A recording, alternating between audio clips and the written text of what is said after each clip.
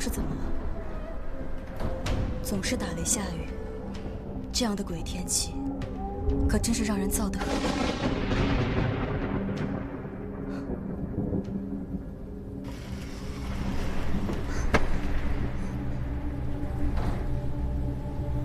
老爷这个时辰肯定还在书房习作，补汤煮好了吗？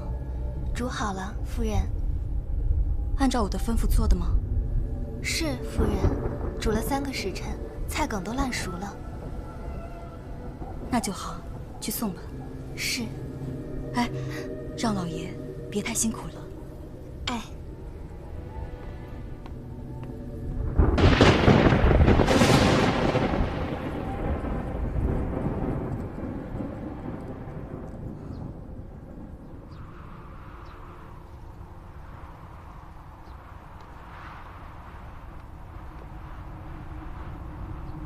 老爷，夫人让我给您送汤来了。老爷，老爷。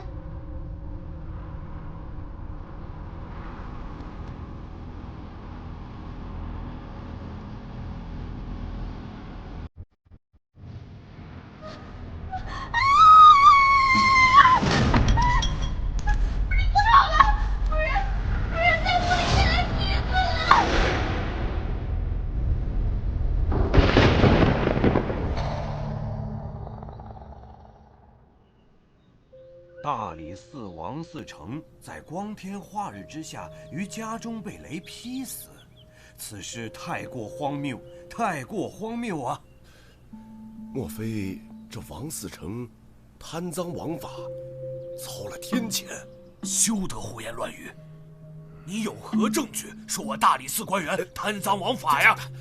我是没什么证据，可是老天爷看得真切。休得胡说！我为官清廉，就不怕遭了天谴？怎么会遭天谴呢？稍安勿躁啊！事关朝廷命官，要是消息传出，朝廷内部定会一片混乱呐。此事万万不得让陛下知晓。是啊。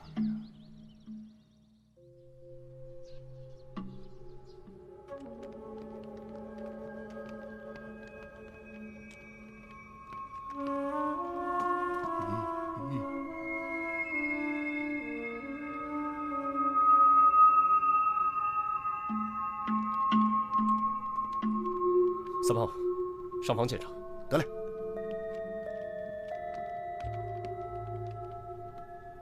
昨夜可有什么异常？府中一向门禁森严，又有专人看守，未见任何异常啊。王嗣成一直在书房中。哎，是。每天晚上主人都在房中习作。啊，是。可有人进出过？府中昨夜没有客人来访。主人平日里在房中处理公务，总是房门紧闭，听不得半点喧闹。没有吩咐，我们都不敢轻易打扰。是吗？是啊。可是主人怎么会在房中被雷给劈死？这说不通啊！是啊。老大，避雷的龙头我检查过了，没有任何动过的迹象。双叶，尸体怎么样？除雷击痕迹之外，无明显外伤，也没有发现中毒的迹象。不是，双叶，都烧成这样了，你咋看出来的？如果先中毒再死，尸体就不会呈现这样的状态。哎，你在质疑我？啊不，随口一问。哎，要我看啊，都是他黑心者的祸。要不这雷电长了眼睛，不劈别人，偏偏进房劈他。哎，你小点声，别被夫人听见。哎呀，不怕，他在房间里还休养着呢。再说了，实话还不让人说，平时就贪赃枉法，收那么多贿赂，能不得报应吗？哎，别说了。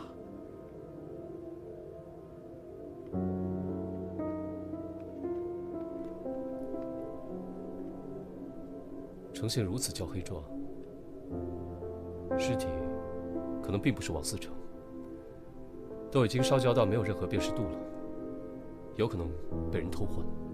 反正要真是他就好了，贪官。哎，这人咋不穿鞋呢？啊，我家主人呐，脚上容易出汗，到了热天的时候啊，他一般在家都是打赤脚的。哦。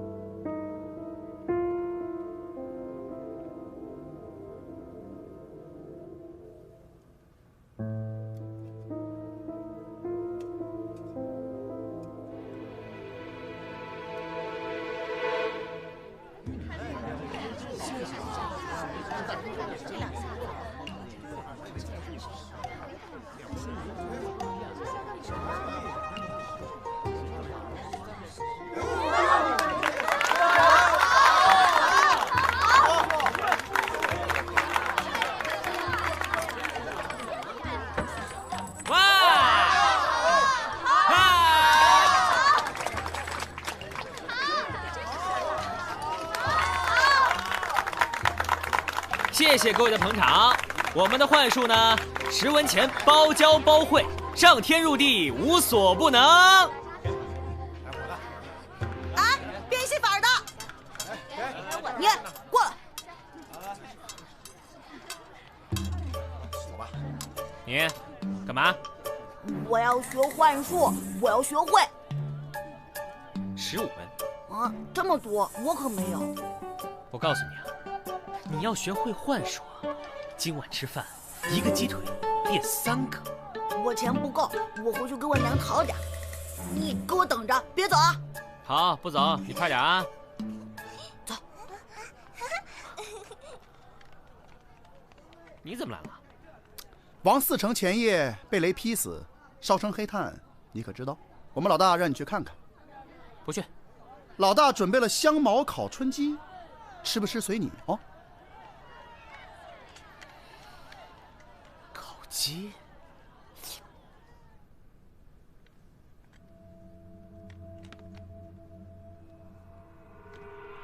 哎，萨摩，王嗣成的尸体是在哪里发现的？就在你脚边啊。这儿。嗯。物体上的龙头3炮已经检查过了，没有问题。不在房上，蹊跷就在房中。平常人家，房上往往设有龙头引雷，龙蛇伸向天空，蛇根连接引线直通地下。我刚看过引线了，在房内的一节竟然被截断了。什么？并且这引线被截断后，被人接上了一根细铜丝，一直通到这桌下，隐蔽地绕在桌腿上。可是，这是个木桌，难道还能把人电死不成？巧就巧在，这不是普通的木桌。你们看，这木桌上镶嵌有雕花的铜条，只要将铜丝接到这铜条上，房梁上的雷电就会直接引到房间里。更巧的是，你们刚说，王嗣成平日在房间里都不喜欢穿鞋吧？看来，凶手对王嗣成的习性了如指掌。每日既然只有他一人赤脚在书房习作，他需要做的只是在书桌上动手脚。可是现在尸体成了焦黑状，无法确认死者身份。去把王夫人请过来。是。一会儿，我们一起去看看王思成的尸体。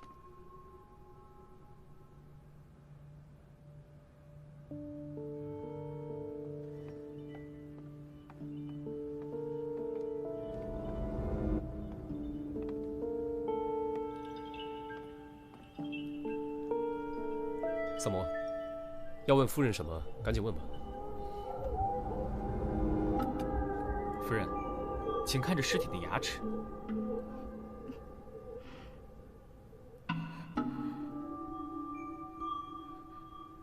是不是王思成？是他，缺了3颗牙，是景泽。你怎么知道？今天我路过厨房的时候，碰巧看到了。哎，我为了办案看的。我今天去厨房，看到了下人给王思成煮的汤，把芹菜煮烂到那个程度，说明王思成一定是哑口王。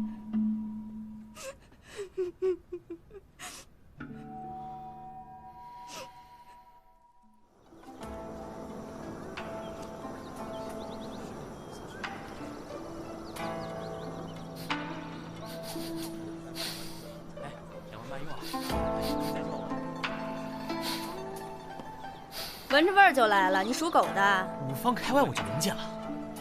我要是偷着吃点东西还不行吗？当然不行了，这是哪里的美味啊？我怎么从未闻过？一个住店客人带来的怪鱼，说是在山坡上捡的。怪，萨摩饮食大法第34条，样怪则鲜美。待我助他一臂之力。萨摩，出事了，赶紧跟我走！哎呦，急什么呀？天大的事也要等我的鱼汤开锅了再走啊！赶紧跟我走啊！我要喝汤！快跟我走！要喝汤！跟我走！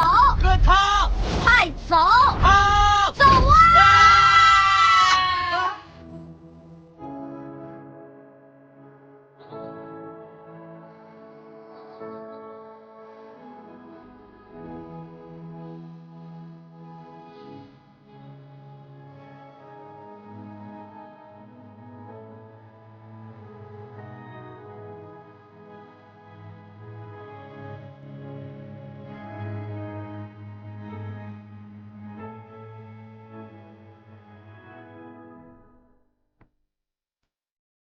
死者陈耀宗是个书生，伏案习作时被劈死在家中。哎，这尸体可真有造型感。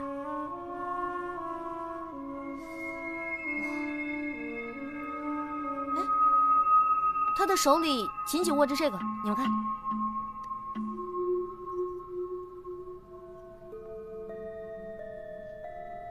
你知道这是什么吗？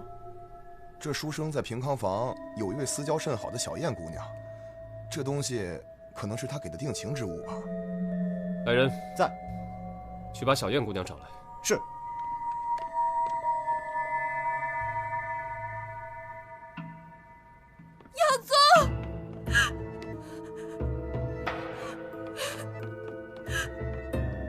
耀宗，耀宗，为什么这么狠心离开我？为什么？我问你，知道这是什么吗？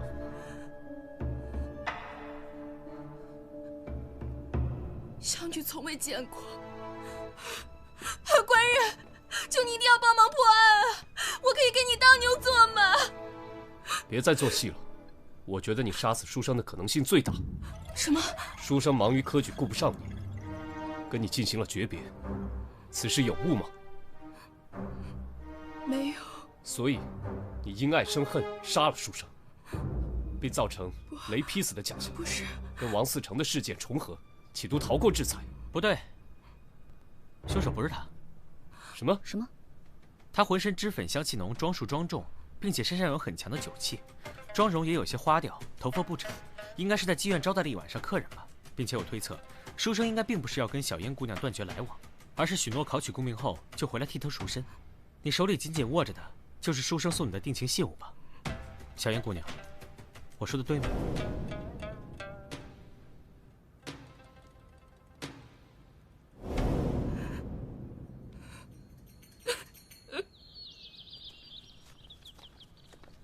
想问就问了，干嘛藏着掖着？我没有。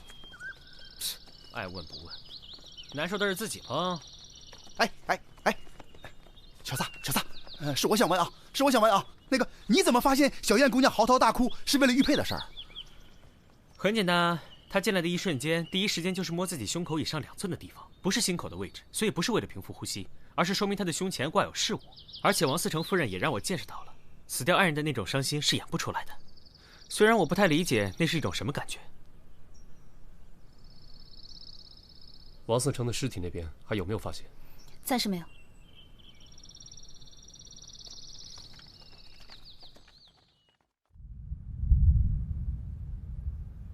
来，用力来！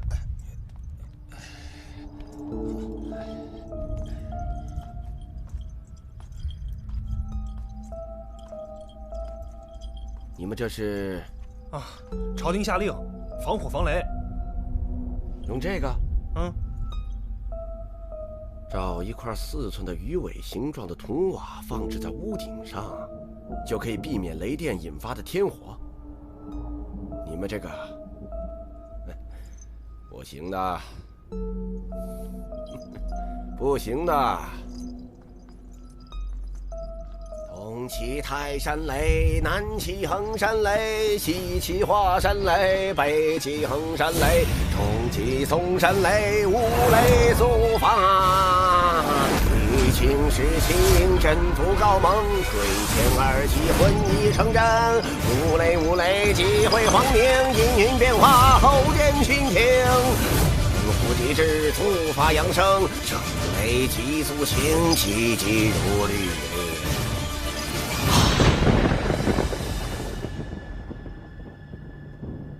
老大，喝茶。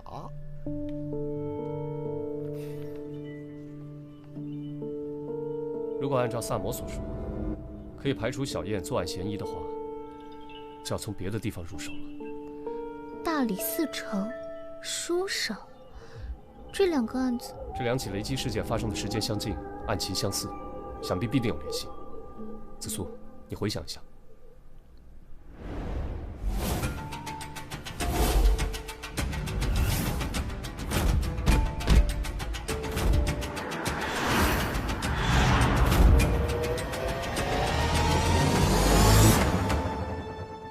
我想起王思成跟5年前一起强奸案有关，长孙家4公子被告强奸，那个死去的书生陈耀宗为其做了不在场证明，所以王思成以证据不足未将其定罪。这件事情很蹊跷，但是当时并没有更多详细的记载，均一笔带过。案子于武德9年农历11月初4未时结案，当日晴，艳阳高照，气温宜人。牛。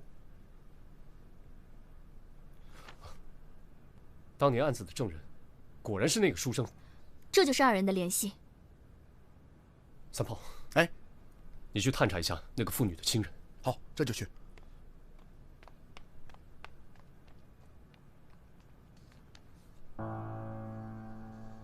我打听到了，那件事情发生以后，那妇人的丈夫一直在长安城以卖鱼为生，他的家就在这里。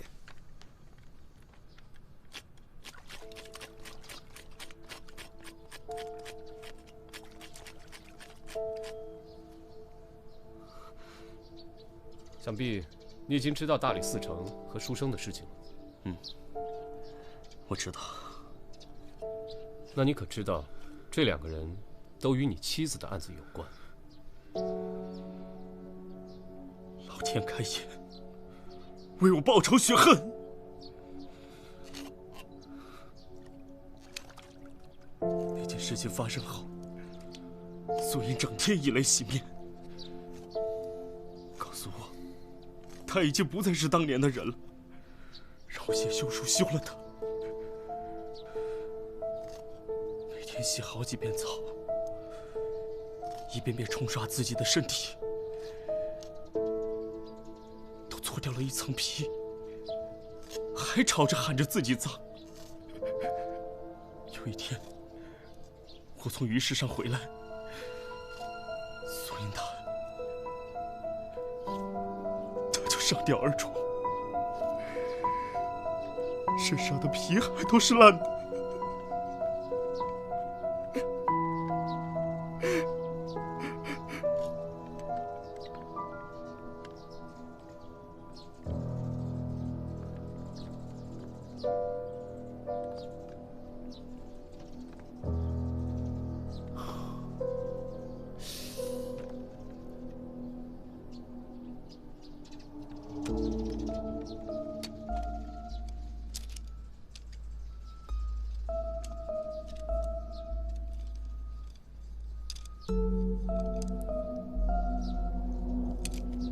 你现在是这个案子最大的嫌犯，这2个人的死跟你都脱不了干系，所以你必须要把事情说清楚。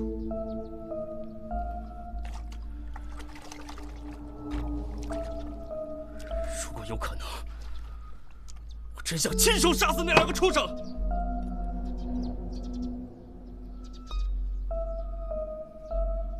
可是下大雨那天，我在东市卖完鱼，就急忙赶回了家中，哪里都没有去。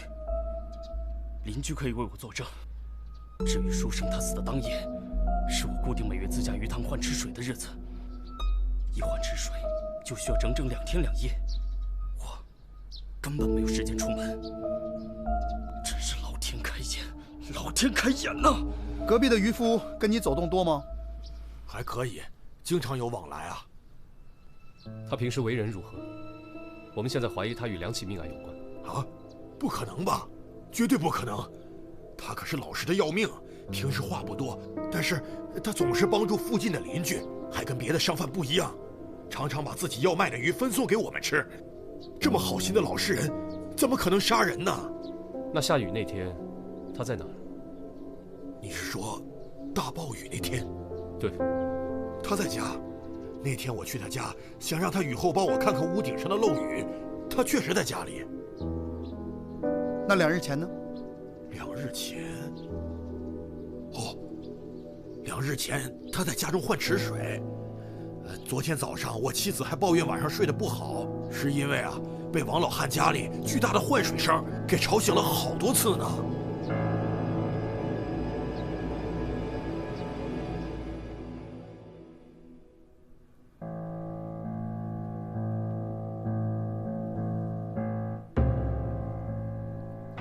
有什么进展？书生的口、鼻、脏器内均没有发现灰烬，也就是说他是死后被焚尸的，身体内也没有中毒迹象和外伤致死的状况，心也是麻痹状态，所以说应该就是雷劈致死，可能是我们想太多了。哦，还有，他手上握着的铁牌除了纹样奇特外，没有其他发现。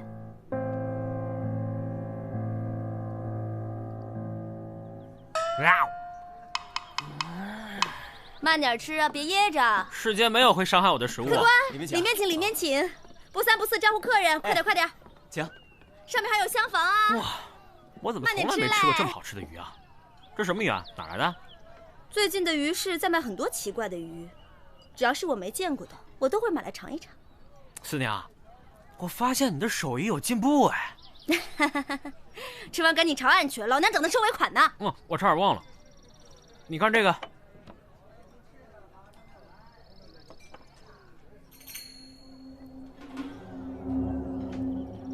这个东西，我知道是谁做的。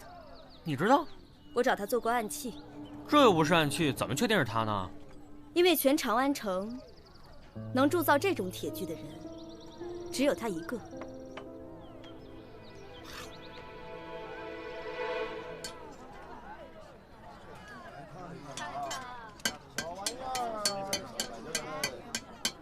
小哥，啊，你看看，你认得这个吗？出自我之手，怎么不认得？那你可还记得你把这个铁牌卖给了谁吗？这种专门定制的铁牌，我只做了2个，都卖给了一个从吐蕃来的巫师。谢谢啊。啊，都卖给了从吐蕃来的巫师。我也听坊间百姓说过，这个巫师通晓雷电之术，还知道大家如何安装避雷装置。要利用这一点和巫术来杀死大理寺丞和书生，都再容易不过。没错，吐蕃向来和我大唐战火不息，近来局势更是紧张。也许巫师正为该国派来的杀手，先灭大唐官员和才子，然后灭国。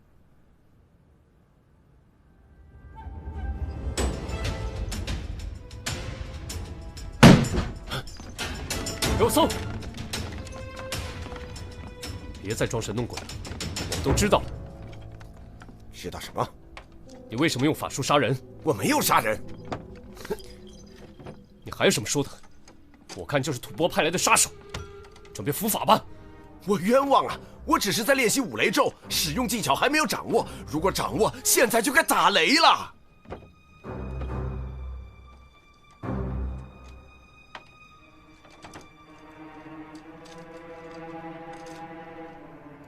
还敢狡辩？死者手中的铁牌，据说只卖给了你一个人，不是你是谁？这太可笑了！我确实在永乐坊的师傅那里买了这个铁牌，但是我是用来制作法器、一观天象使用的呀。少卿，找到这个，怎么样？的确和书生手中的一模一样。搜到新衣物。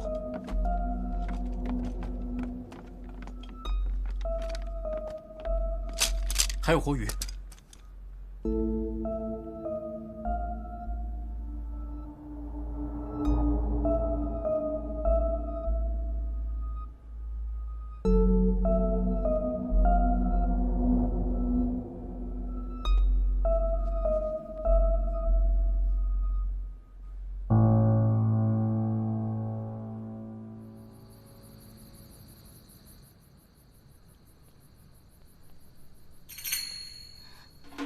你看这，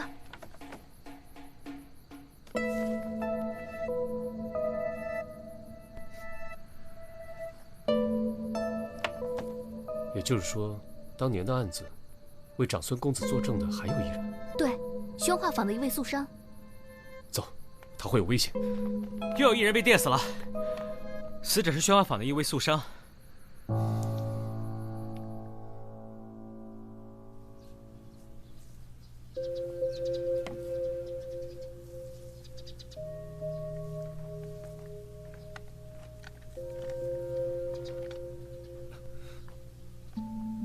你们怎么又来了？昨夜跟你妻子的案子有关的那个素商死了。看来我烧的香真的一炷都没白费，苍天助我。所以你们是又怀疑我了吗？不然如何？死掉的3个人都和你妻子的事情有关。我明白，我确实有最大嫌疑。可是我身体不适，都没有出摊卖鱼，在家休养了1天，哪儿都没有去。你们可以随便问街坊。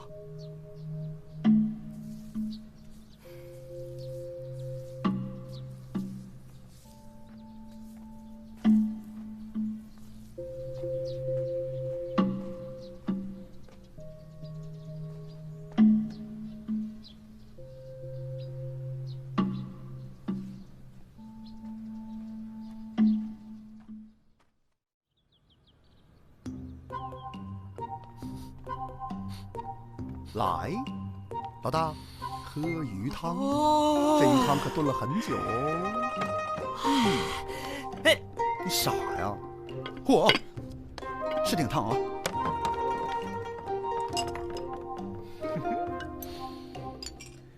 来，来，哎，鲜，哦，刚才我听说呀。这鱼市上啊，最近出现了很多怪鱼，虽然味道一个比一个鲜美，但捕捞起来啊有点费劲。说灞河边有个渔夫收网的时候被累着了，浑身抽搐，直直的倒在水里，当场毙命。萨摩，我想知道，你的铁牌是不是曾经丢失过？你怎么知道？你还记不记得什么时候丢的？上次给巫师做铁牌时，刚做好2个就发现不见了。上次我来问你的时候，你怎么没说啊？我以为是小孩淘气给搞丢了，没放在心上，就再做了2个给巫师。这有什么问题吗？啊，没事。申兴龙，啊，大人，我是长孙家的下人，我家公子失踪了，夫人在家中一病不起，派我来告诉你们。天哪，他不会已经死了吧？肯定是死喽，不然怎么会平白无故消失呢？我明白了，你们跟我来。去哪儿？去拯救公子。他还没死吗？还没死，快，再晚来不及了。我可不去啊！你为什么不去？我不理解为什么要救长孙公子啊？他难道不是最应该死的吗？我们都不要去救他，等他被杀死吧。滔天罪行也应该用律法，也只能用律法来解决。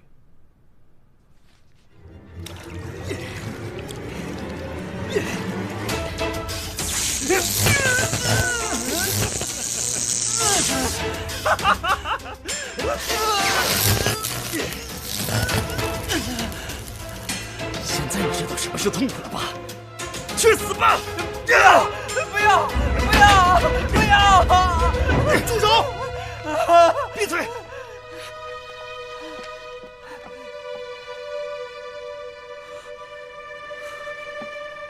我认为我已经做好了一切，你们到底是怎么发现的？为了给亡妻复仇，你的确费尽心思。即便如此，你的作案手法还是漏洞百出。三炮告诉我，最近有渔夫因捕到怪鱼被累死，那是谣传。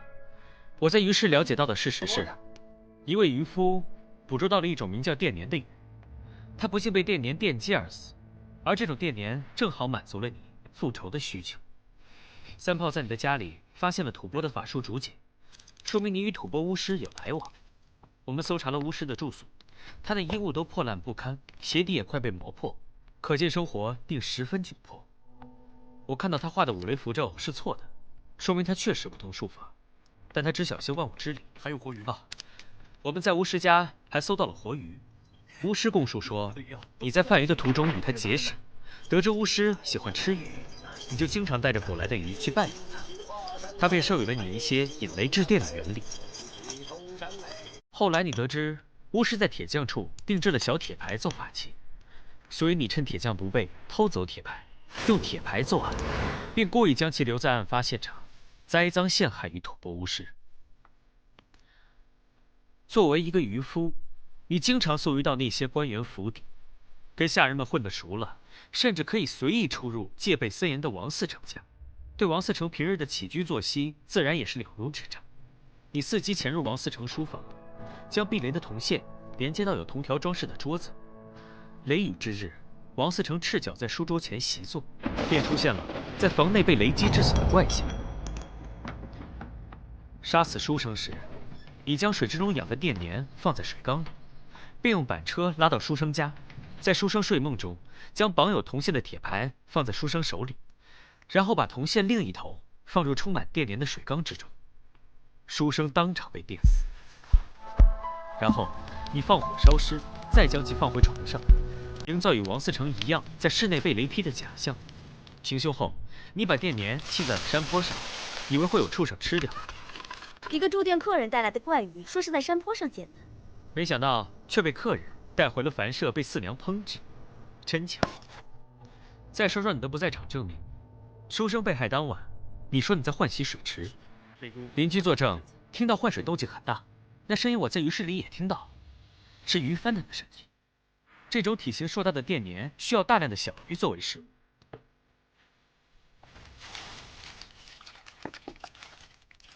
你将电鲶吃剩的小鱼分给了邻居，邻居还以为你是个好心邻居。你杀掉了王嗣成和书生之后，我们找到了你，觉得事情快要败露，遂将素商杀死。从现场的痕迹和验尸结果推断，你杀死素商时异常仓促，手握木棍或木板，将其头按在了装有电鲶的水缸中，电死、烧焦。我在案发现场发现了大量的血迹。你说你当天生病没出门，可是为什么你的鞋子却全是泥巴？院子里装鱼的板车也是湿漉漉的，你有什么要反驳的吗？哼，我佩服你。不过，我的报复计划也快要完成了。没错，就是我杀掉他们。可他们都该死，都该死！那个软弱的书生，目击了苏银被这个混蛋强暴。但是却位于强权，而做了假证。苏生当时在旁边戏谑嘲弄我妻子。王嗣成收了这个人的贿赂，而把案子压了下来。这些人都应该受到雷公的制裁。那个死去的渔夫，是我一起打鱼的朋友，就是死于电鲶击中。于是，我就萌生了这种方法复仇。现在就差最后一步了。我现在就要亲手杀死这个畜生！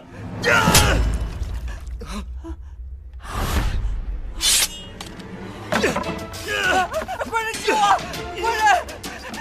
快人救我！放手！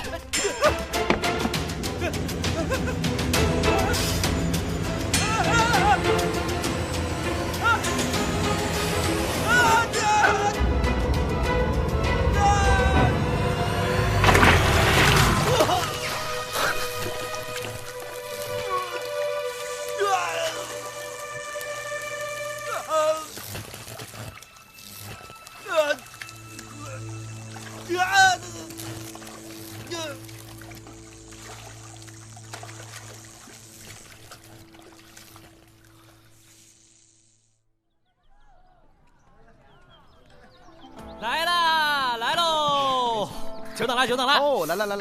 哎，我告诉你们说啊，以后呢，你们再也不能说我萨摩多罗只认钱不认朋友了啊！有什么好事没想着你们啊？这个是我独家秘制的萨罗汤，10全大补，所有的精华我都放在里面了。来，尝尝。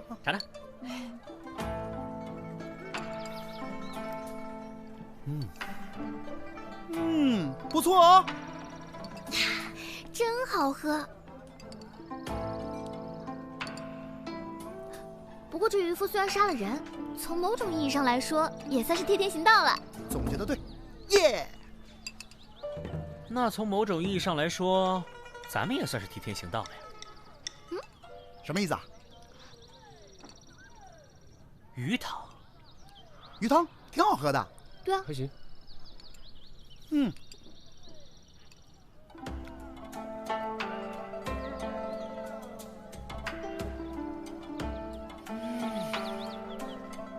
真鲜。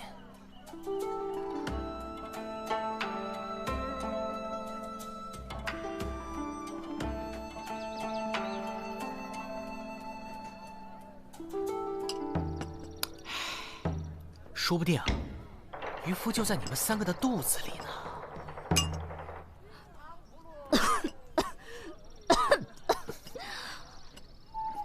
萨摩多罗，嘿嘿，